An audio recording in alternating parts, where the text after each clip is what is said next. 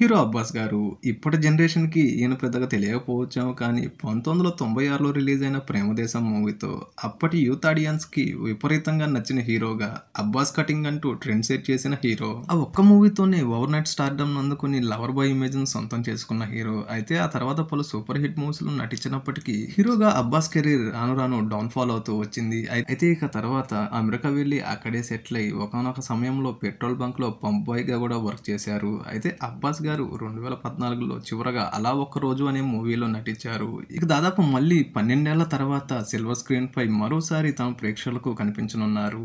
Tamil director 'జీవి Prakash' lead రోల్‌లో నటిస్తున్న ఒక మూవీలో 'అబ్బాస్' గారు కీలకమైన రోల్‌లో నటించబోతున్నారట. అయితే ఈ సినిమాని తమిళ్ అలానే తెలుగులో కూడా రిలీజ్ చేసే అవకాశం ఉందట. అయితే ఇన్నాళ్లకి మరోసారి 'ప్రేమదేశం' మూవీ తర్వాత సర్ప్రైజ్‌గా ప్రేక్షకులను అలరించడానికి 'అబ్బాస్' గారు రీ ఎంట్రీ ఇవ్వబోతున్నారు. అయితే మీలో ఎంతమందికి 'ప్రేమదేశం' మూవీ అలానే ఆ మూవీ సాంగ్స్ ఇష్టమో కామెంట్ చేయండి.